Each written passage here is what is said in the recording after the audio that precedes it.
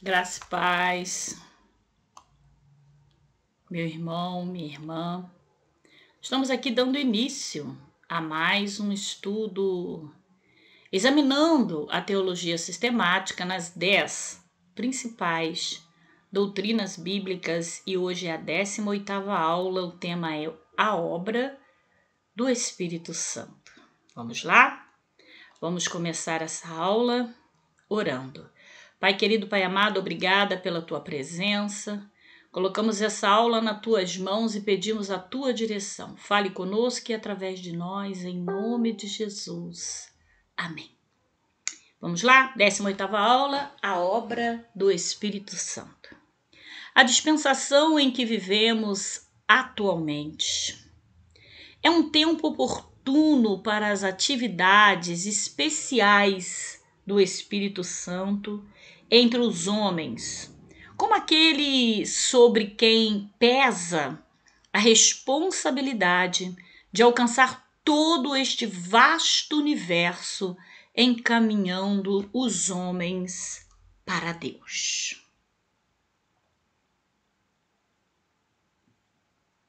Entretanto, sabemos que o Espírito Santo também exerceu as suas atividades nos tempos passados. Muito antes do alvorecer dos tempos, ele já existia como a terceira pessoa da Trindade Divina.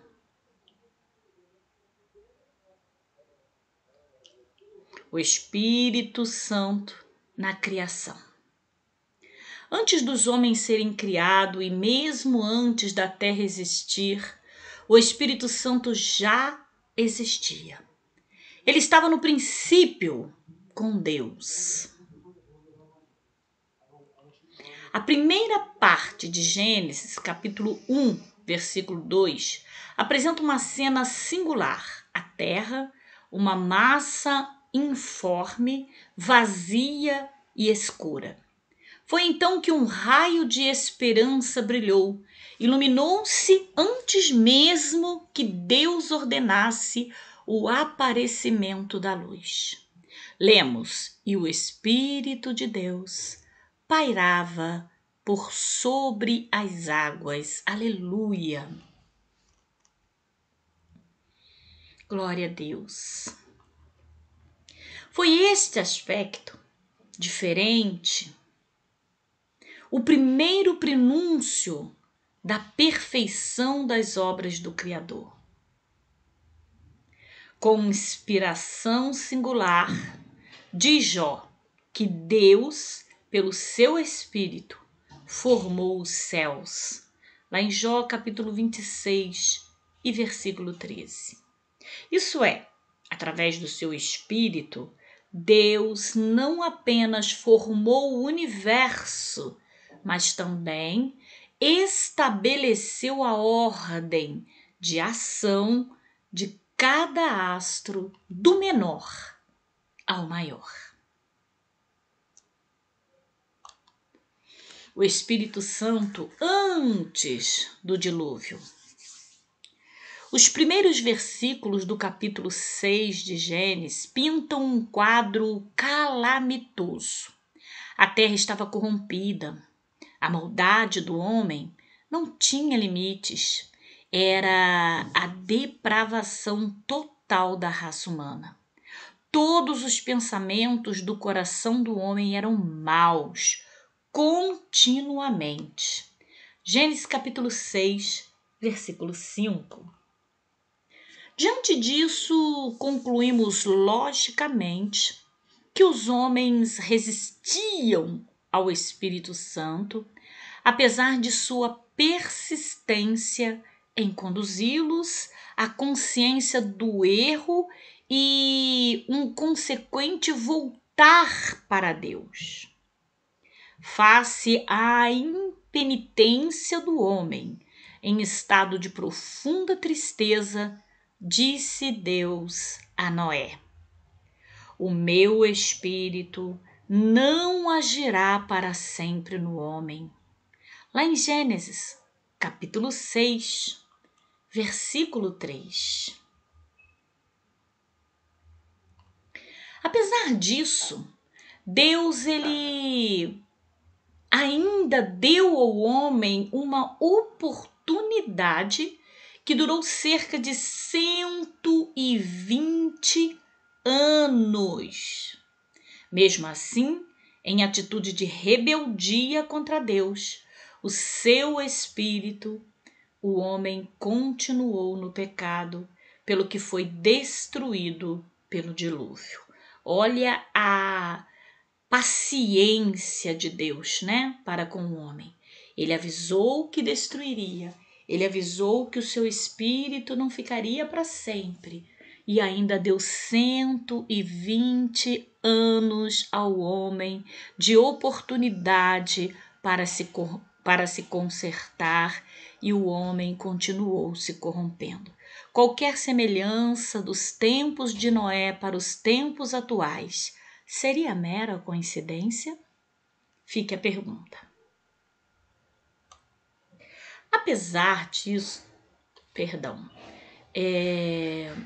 o Espírito Santo, no Antigo Testamento, dentre os grandes vultos do Antigo Testamento, em cujas vidas o Espírito Santo encontrou lugar para operar, se destacavam também José no Egito, Moisés, os 70 anciões de Israel, Bezaleel, Otoniel, Josué, Gideões, Jefté, Sansão, Saul e Davi.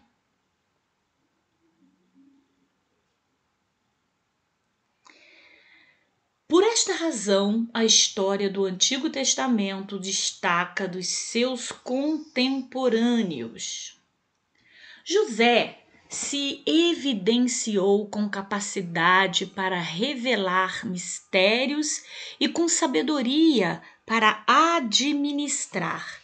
Gênesis capítulo 41, versículo de 8 ao 38. Moisés mostrou autoridade divina para liderar e sabedoria para legislar o povo de Deus. Lá em Isaías, capítulo 63, versículo 11, você vai ler sobre isso. Os 70 anciões mostraram habilidade como cooperadores na condução dos filhos de Israel durante a peregrinação do deserto. Números, capítulo 11, versículo 16 ao 17 a 25. Bezaleel recebeu capacidade para construir o tabernáculo e para ensinar a outros o mesmo serviço.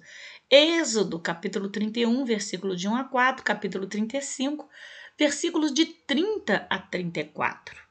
E Otoniel adquiriu sabedoria para julgar Israel. Juízes, capítulo 3, versículo 10 e 11. Gideão encontrou coragem para lutar. Juízes, capítulo 6 e versículo 34.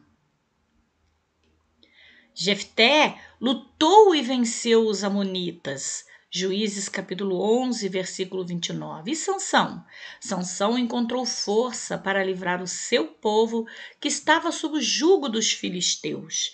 Juízes capítulo 14, versículo 19, capítulo 15, versículo 14. Saul foi contado entre os profetas enquanto temeu a Jeová.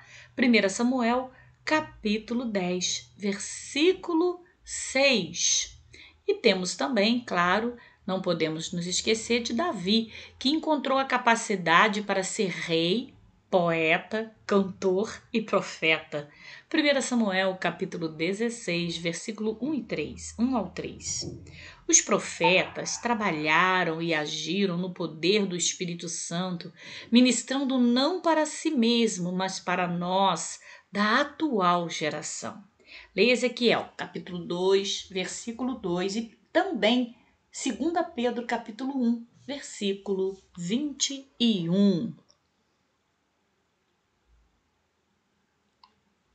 Assim, podemos notar a presença do Espírito Santo no Antigo Testamento em todos os passos da criação, quer das coisas animadas como das inanimadas. A sua presença, o seu poder, atinge todo o universo, porque o Espírito Santo é Deus.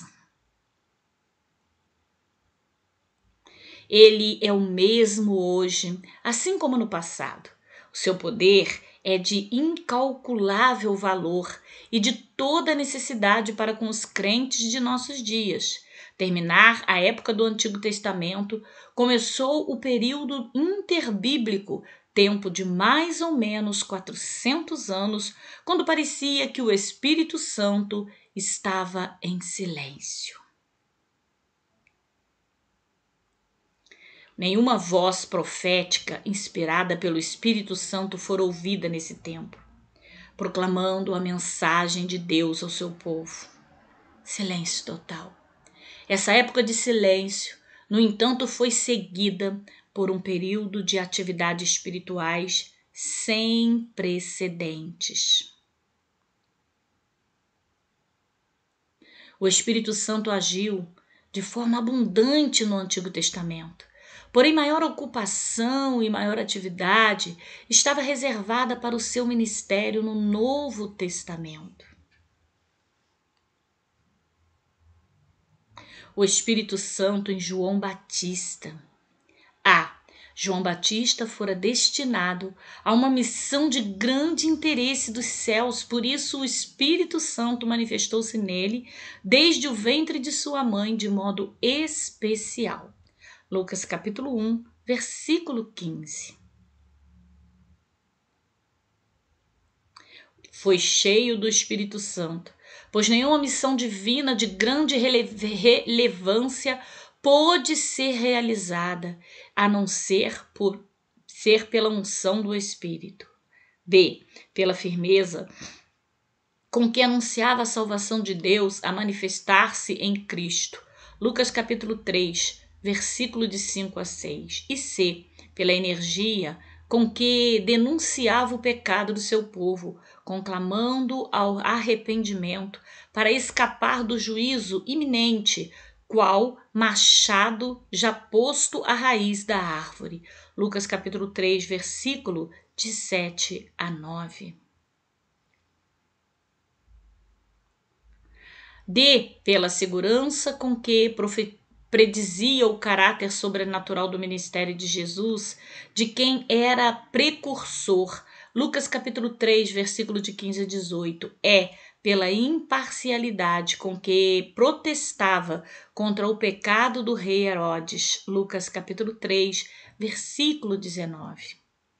O Espírito Santo é em Cristo. Ninguém melhor que Jesus se identificou de forma tão plena com o Espírito Santo. Essa relação salienta a pessoa de Jesus como alguém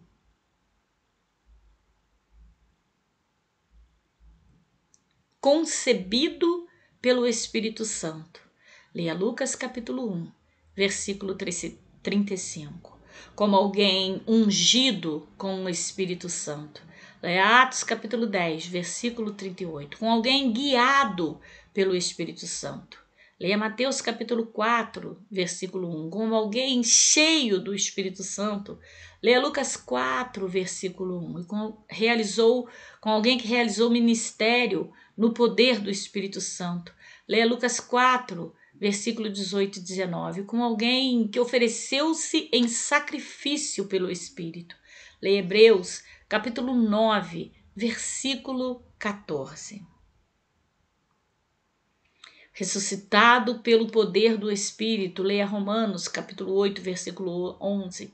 Como alguém que deu mandamento aos apóstolos após a ressurreição por intermédio do Espírito Santo, leia Atos, capítulo 1, versículo 22. Como alguém doador do Espírito Santo, leia Atos, capítulo 2, versículo 33.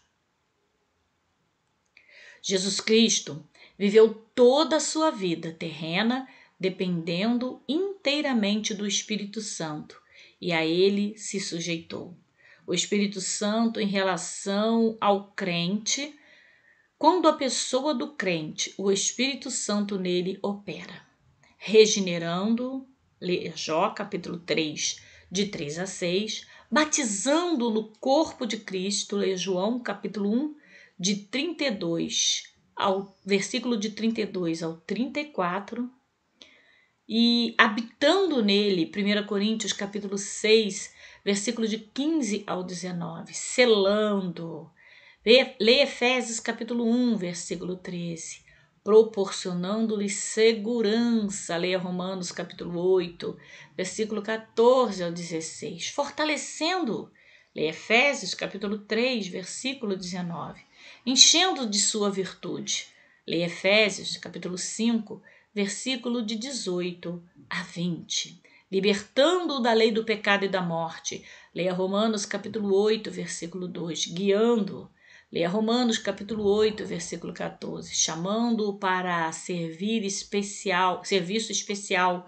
Atos capítulo 13, versículo de 2 a 4, orientando-o no serviço cristão. Atos capítulo 8, versículos de 27 a 29, iluminando-o. Leia 1 Coríntios capítulo 2, versículo de 12 a 14, instruindo-o. Leia João capítulo 16, versículo de 13 a 14, capacitando-o. Leia 1 Tessalonicenses, capítulo 1 e versículo 5.